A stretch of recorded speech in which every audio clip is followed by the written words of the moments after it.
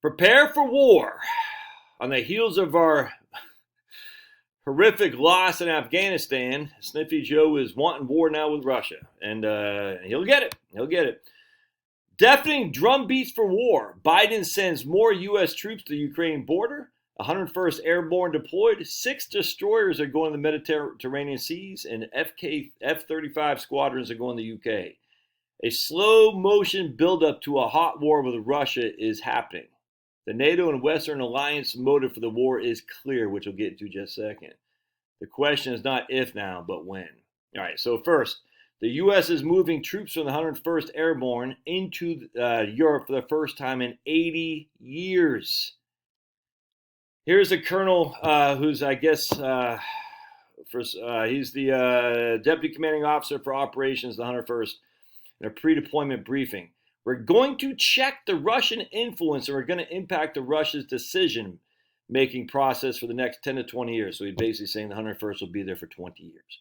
We're going to do this with our partners in NATO, the European Union, and the West. It's incredibly important.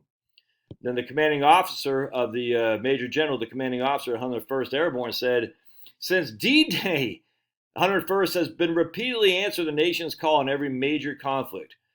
We are ready to support our allies to preserve the long-lasting stability in Europe that our predecessors fought and died to secure. So basically, it's up to the United States and our money and our people to fight against the Russians to preserve the European stability. Okay, I don't remember. Is that part of the Constitution? I don't know. Seems like not. But anyway, so Sniffy Joe's now decided to send 6 U.S. Navy Burke-class destroyers into the Mediterranean. Why?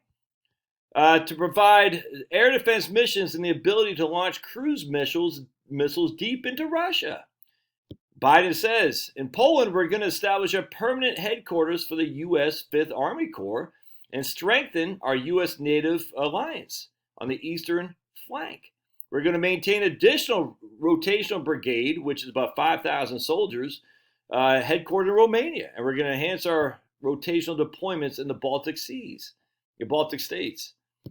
Now we're sending also 2 additional F-35 squadrons to the UK and station additional air defense and other capabilities in Germany and in Italy. As my man Sundance says, this is not a defensive posture. This is an offensive buildup of U.S. troops across the broad western border of Ukraine and positioning and advanced first strike elements in proximity to Russia. So what is happening here? We already got CIA, State Department, and DOD special forces are operating in Kiev and organizing military conflict against Russian forces in the Ukraine. Why are we doing this? All right, so this is my man Sundance, and I 100% agree with this. The World Economic Forum and the multinational corporations that influence geopolitical politics are the driving force of this war that is needed with Russia. Their holy grail of climate change policy and the massive shift in economic power that comes with executing the climate change agenda. It is so consequential that they're willing to have people starve to get the climate change agenda moved through. All right, so we know Build Back Better. We already know there's going to be a global food shortage. We're already seeing it as a result of Build Back Better. We do not know the extent of the food shortage, but we know it's going to be much less food than we're used to, which means a lot of people are going to starve. But we also know that the U.S. is willing to accept that, even though the Canadians accept other people starving, even though the Canadians, even though the UK and Germany said, no, let's produce more food. And the U.S. said, nope, we got to push through the climate change agenda. The U.S. and Canada have blocked the effort to try to generate more food that the UK and Germany wanted, to maintain the shift towards a new Western energy development because it's more important.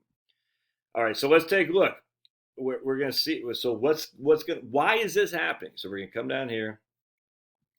Things will get intense. Things are going to get ugly. And as people in all parts of the world will eventually get angry once they realize the absence of food is being caused by Western governments prioritizing climate change. I'm telling you, once people don't have food, and they have shortages and famine, they start getting pissed off and rebelling. And that's a sacrifice. But what are we trying to do? The Western leaders need a scapegoat because they'll get blamed if they can't blame somebody else. Their advanced narrative messaging has already surfaced by who used to be the Pentagon spokesperson, John Kirby, who is now the National Security Coordinator for Strategic Communications. And what he just said, Putin is, no kidding, weaponizing food. Let's just call it what it is. He's weaponizing food. He's got an essential blockade there in the Black Sea, so there's nothing can leave by sea, and that, of course, is how Ukraine has historically gotten its grain to markets.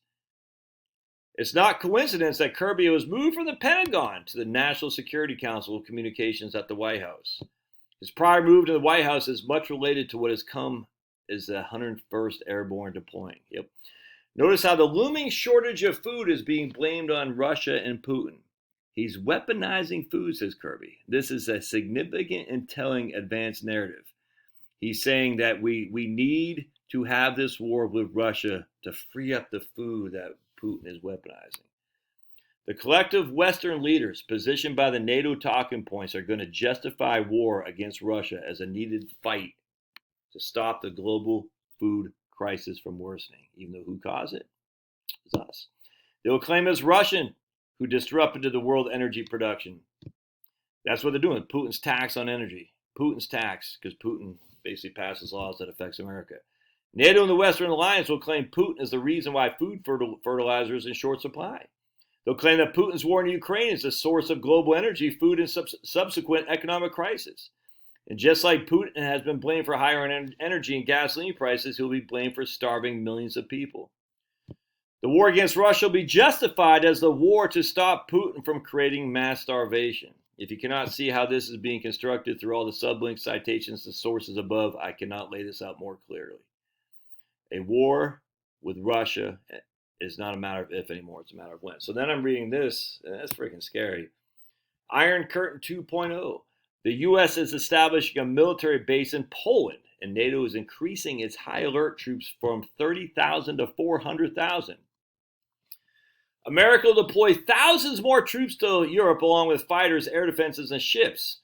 Biden, speaking at a NATO conference in Madrid, announced the creation of a new base, we already talked about that, of the 5th Army Corps in Poland.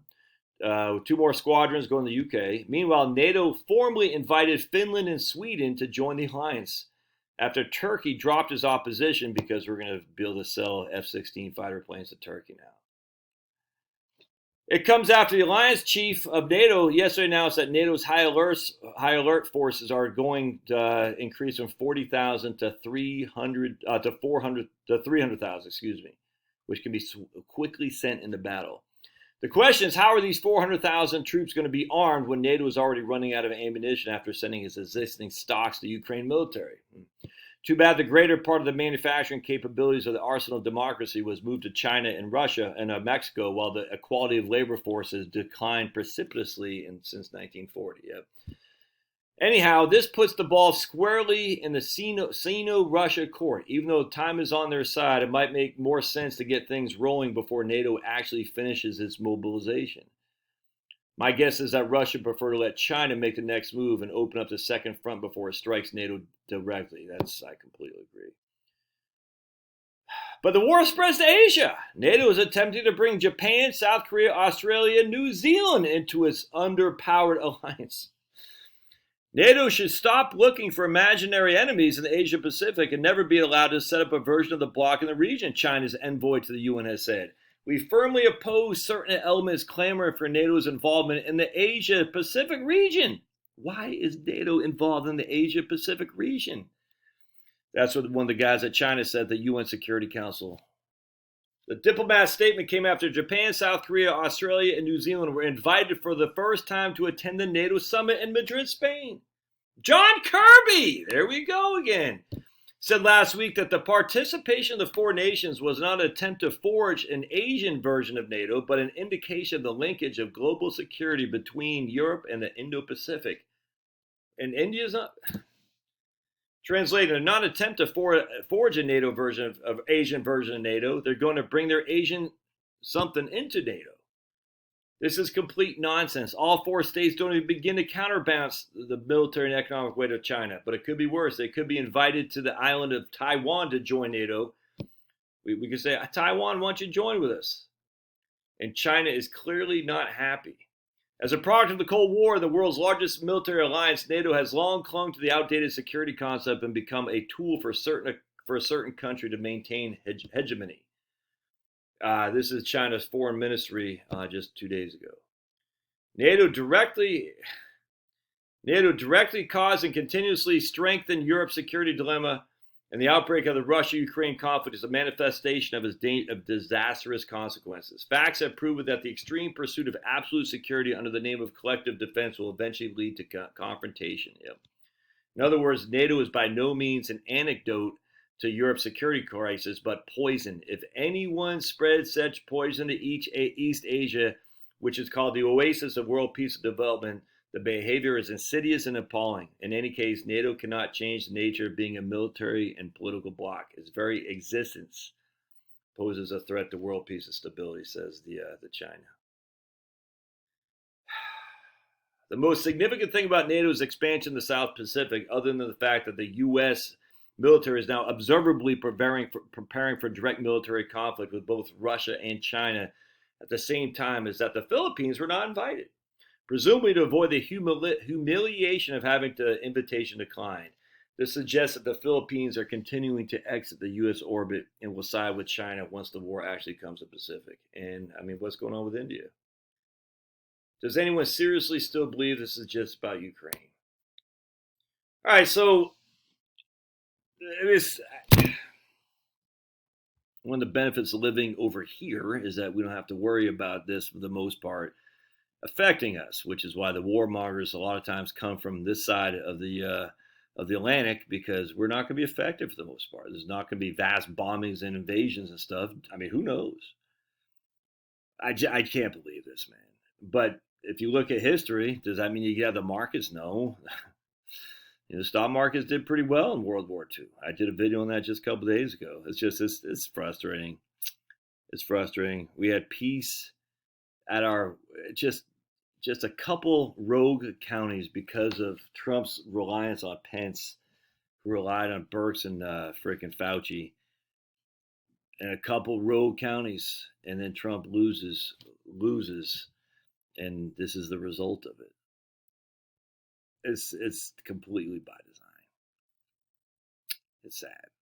Anyway, get your affairs in order. I mean, I don't know what to do. I mean, just you do the best you can do. You always should be prepping, for heaven's sake, but it could get ugly, and the markets will go up and down. But again, if you look at World War II, the markets did okay.